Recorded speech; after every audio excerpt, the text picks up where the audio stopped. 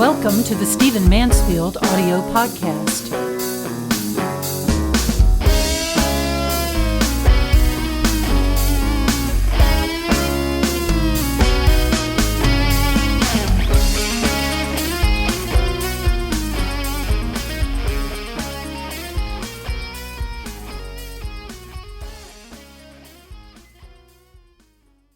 Chapter 1. Of Kurds, Curses, and Jam. Quote, in the area of Iraq that was liberated from Saddam Hussein's control the earliest, the Kurdish provinces in the northeast part of the country, all objective observers seem to agree that an unprecedented prosperity has replaced what was once an unimaginable wasteland of misery. With their head start of liberation beginning in 1992, the Kurds have nonetheless set an example for the rest of the region, as well as of the country. Christopher Hitchens. We have jam, but we have no jam. I smiled when I heard these words. I had heard them before. I had not expected to hear them aboard a Royal Jordanian jet flying high above the Syrian desert. Perhaps I had not heard them at all. It was that artificial morning that comes after a long overnight flight eastward from the United States. I had just awakened and was disoriented. Moments before, flight attendants had cheerily urged passengers to greet the new day by opening their window shades. It was an evil suggestion. Lasers of light shot through the dark cabin. I shielded my eyes against this assault and tried to locate the face that belonged to those familiar words. Slowly, I pieced the previous moments together in my mind. Breakfast was being served. The British gentleman next to me, having already eaten all the jam willingly surrendered by passengers nearby, went in search of more. He inquired of a flight attendant. This is what occasioned that memorable sentence. We have jam, the woman said in the stoic civility of her profession, but we have no jam. The words were a subtle study in metaphysics. Jam exists in the universe, she was saying, but it does not exist on this flight. While my British friend grumbled his displeasure, I thought back to the first time I had heard the unusual phrases. It was nearly 20 years before. I remember that I was asked to speak at a conference in the Iraqi city of Erbil. In those days, both Iraq and the Kurds who populated Erbil were in a tense season, pressed as they were between wars, between alliances, and between competing visions of Kurdish destiny. It was the early 1990s. The Persian Gulf War had ended only a few years before. A civil war had since erupted between the two dominant Kurdish political parties. To nearly everyone's surprise, Saddam Hussein still threatened from the south, the coalition of nations that drove him from Kuwait having chosen not to drive him from power. Then there was the grief that hung thickly over northern Iraq. The Kurds prefer the name Kurdistan, from the loss of tens of thousands of lives. Many of these were victims of chemical weapons. Others were shot, starved, landmined, or tortured to death. Nearly all were Kurdish victims of the Iraqi regime of Saddam Hussein. In the Erbil of that turbulent time, I joined my fellow conference leaders at our hotel restaurant for breakfast one morning. During the laborious process of ordering food through bits and pieces of an unfamiliar language, a friend asked our waiter if there was jam. We have jam, the man said brightly, eyebrows raised and teeth gleaming beneath an impeccably trimmed mustache, eager to confirm the sweet luxury existed in his land. But we have no jam. These last words were said with an almost mock expression of sadness, as though to assure my fellow teacher that all who knew the glories of jam, Kurdish jam lovers in particular, shared his disappointment. I remember that we were grateful for the waiter's quick disappearance into the kitchen.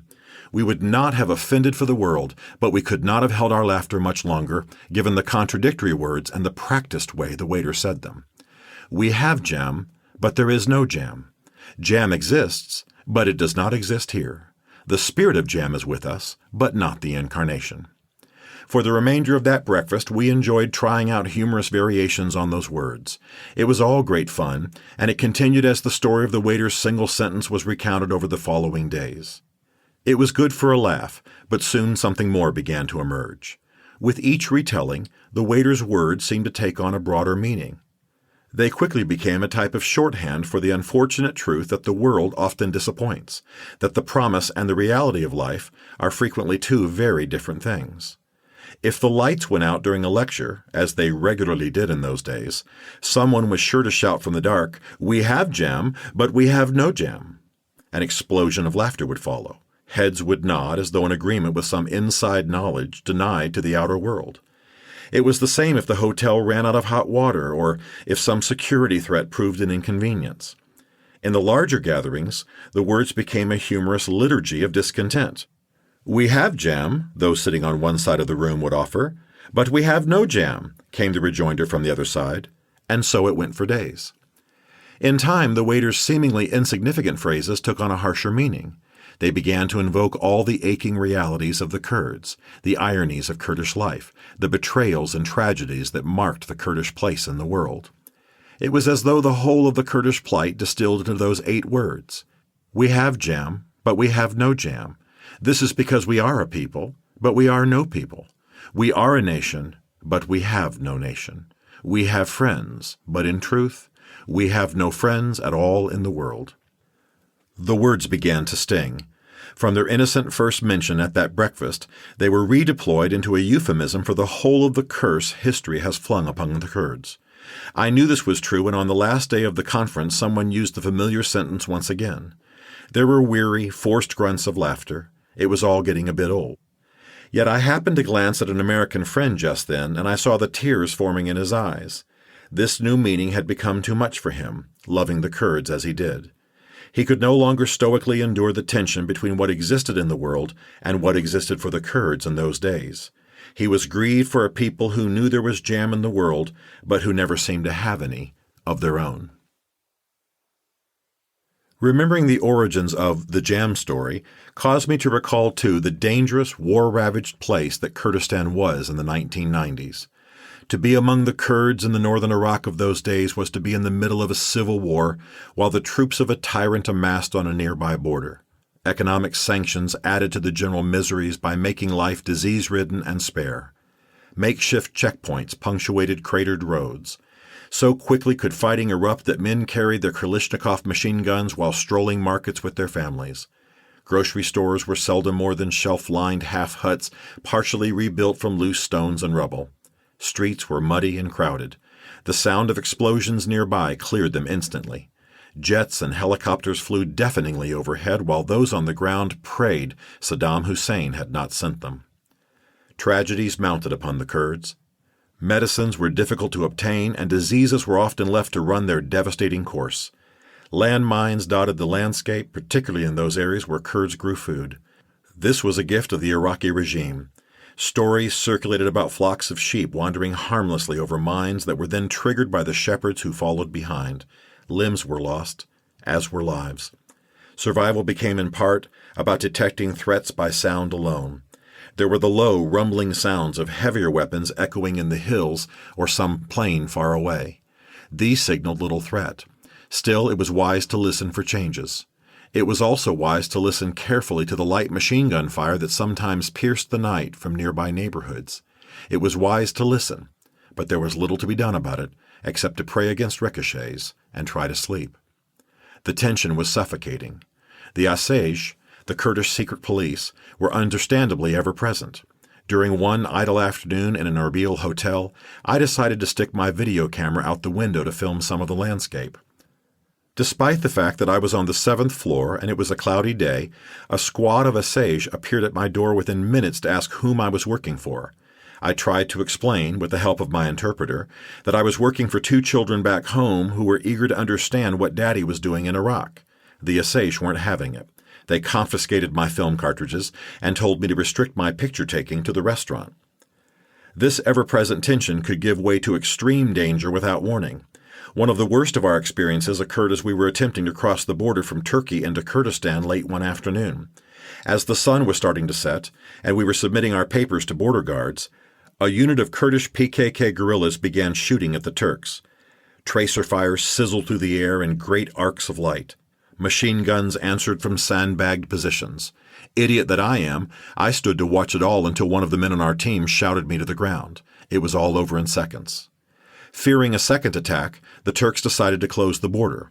We found ourselves then effectively locked out of Kurdistan and forced to spend the night in a region which made me think of the old American West supplied with machine guns and rocket-propelled grenades, RPGs. We found rooms in a seedy, war-ravaged town called Salopi. Sleep came in short bursts, kept at bay by soldiers creeping warily through the streets, periodic exchanges of gunfire, and, sometimes far worse, Silence.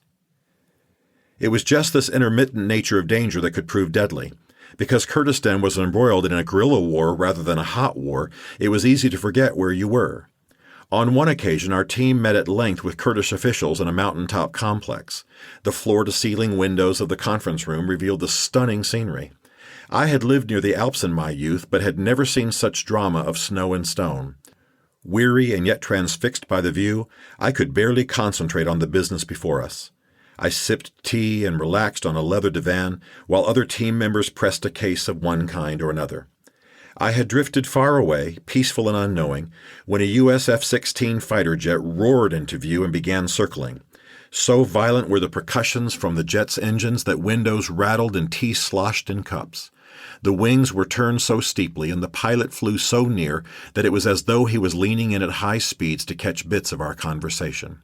I was thrust back to the realities of time and space. I'm in a war zone. I am kept alive mainly by an invisible thing called the no-fly zone. Try to pay attention, Stephen. That was all, as I've said, in the early 1990s. 2 decades later, I pulled my thought from jam and Kurdish curses to the landing our Jordanian pilot had just announced. We would be setting down at Erbil International Airport within moments. Had I not been lost in thought, I would have known how near we were to our destination by simply looking out the window. The Zagros Mountains swept the landscape on the horizon, mountains so ruggedly beautiful that they seemed part of a stage divinely prepared for events of great tragedy and import. It was like no other scenery in the world. No one on that plain who had been there before could be in doubt. Kurdistan lay below. Our plane descended smoothly. As it did, I realized I was not fully prepared for what lay ahead. I should explain that I had visited Erbil many times before. In fact, I had traveled through much of Kurdistan, but I had not returned since news of the astonishing transformation of the Kurdish homeland began to fill news reports the world over. Since, to the Kurdish miracle, had become a toast commonly heard in Washington and London. I realized in the moments before touchdown, I still had the Kurds frozen in my mind as they had been decades before. I had not allowed the new to overwrite the old. I had set myself up for a life-changing surprise. I shook these reflections from my mind as I descended the steps from the plane. I confess my next thought was that the pilot had missed Erbil and landed in hell. It was nearly 110 degrees and hotter still on the sizzling tarmac. The heat quickly left my mind as I was driven through the city streets. I had never imagined Erbil could become such a place. The most I had been able to envision when I heard of Kurdistan's economic revolution were stores with well-stocked shelves, roads without murderous potholes, and a smattering of new construction. Instead, I left a newly built world-class airport and drove by 5-star hotels and office towers taller than anything in my hometowns of Nashville and Washington, D.C. The newest cars from a dozen nations were common sights. Luxurious restaurants, richly provisioned grocery stores, lovely city parks, gorgeous monuments, and quiet, elegant neighborhoods were everywhere. I confess that I wept, though it was not just for what I could see. I had known an earlier time. Where lovers strolled, families had once grieved their dead in the rubble of their own homes. Giant machines marked out the footprints of schools and hospitals where children once begged for food.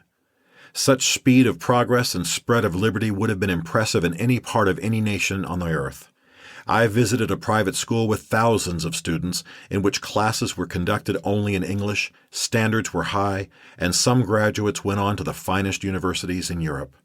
I had the good fortune to be in an official's office when news arrived that the public schools of Kurdistan would no longer favor Islam.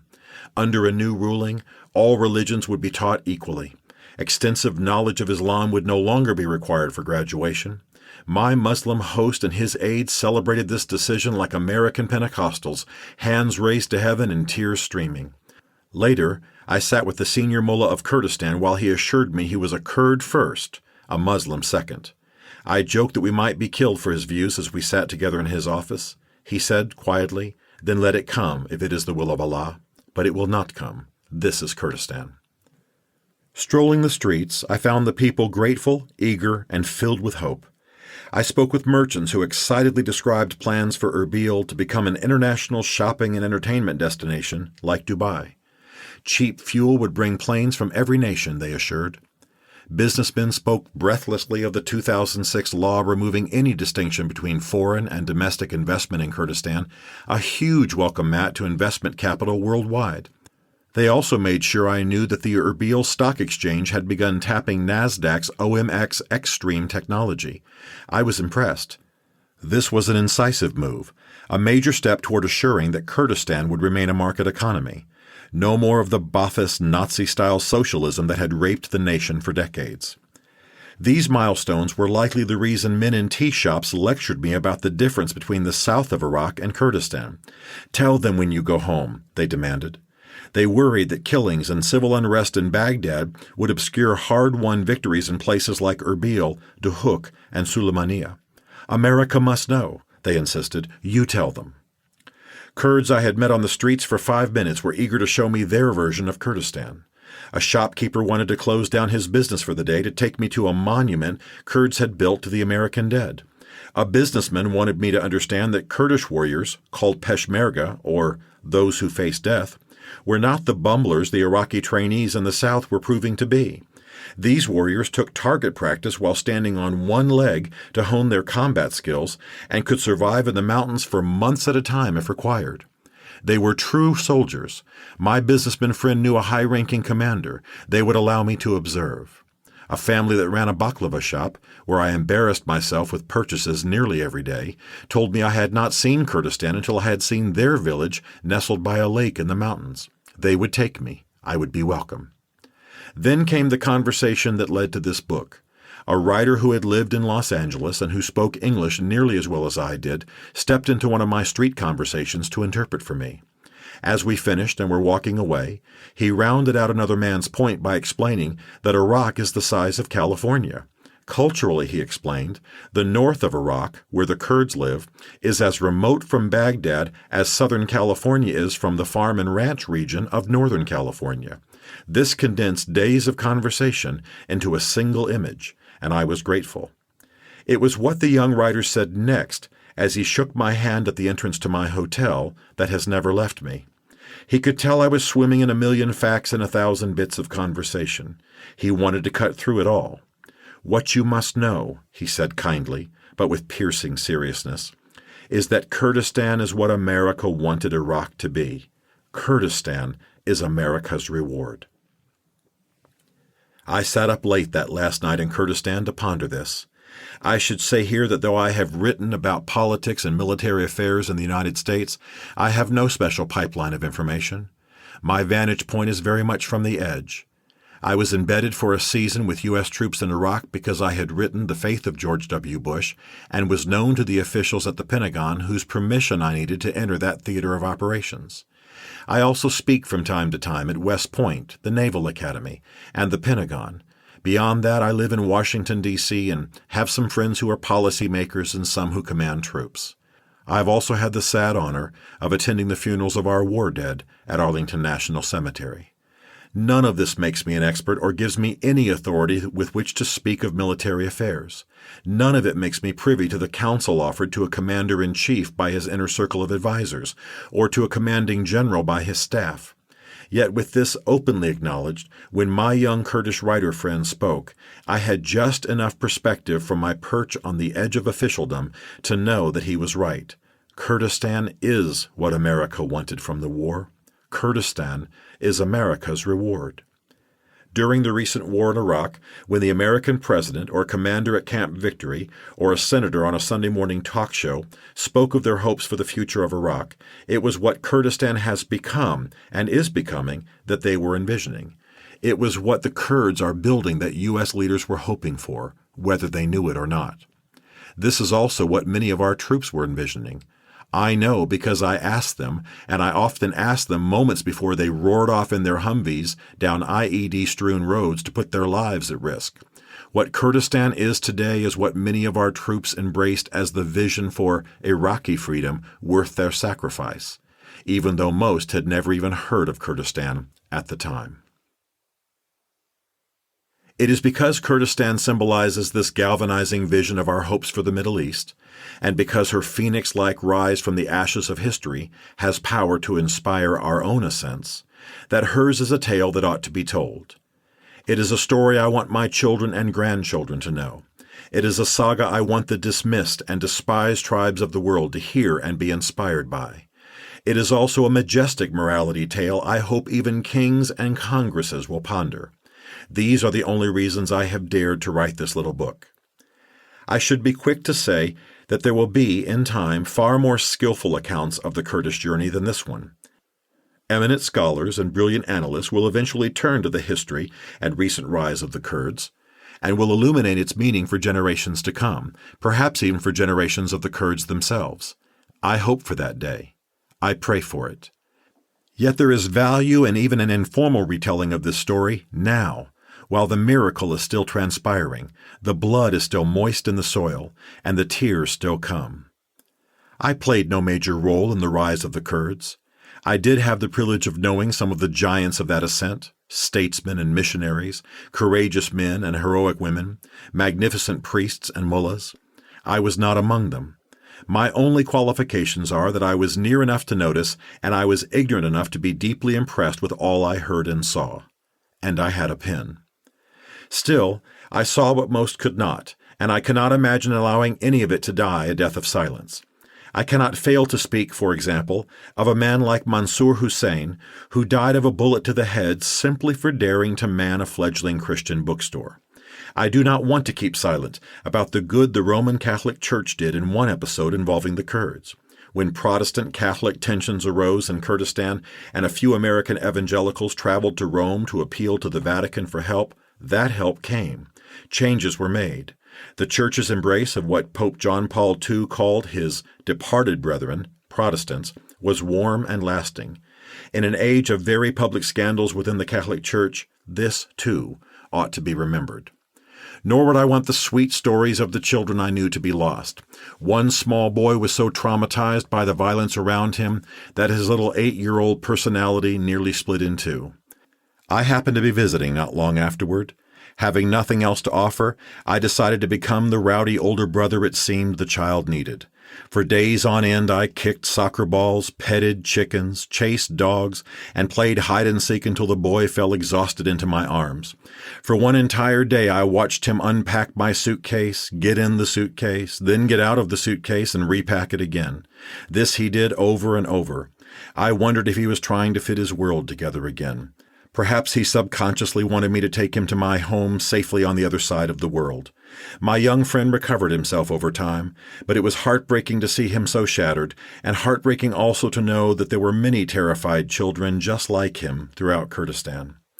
These and 1,000 stories like them are important, not because they happened within my reach, but because they happened among the Kurds, a people soon to become, perhaps, the world's newest nation. Their story, and every story within that story, is part of a great beginning, and it has power to inspire still other beginnings yet to come. It is a tale that belongs to all people, but I confess I am particularly eager for my own countrymen to know the Kurdish story. The United States has emerged from the recent war in Iraq largely convinced, if opinion polls are any guide, that its sons and daughters died in vain in that land, as did the young of other nations. It is not true. Whatever the virtues of the policies that sent young warriors into battle, and whatever else comes of their sacrifices, the liberation of Kurdistan and the promise of her future is at least a partial answer to the dear losses endured by so many. On the last day of that visit to Kurdistan, I was again walking the streets, eager to remember all that I had seen. Kurdish hospitality stalked me.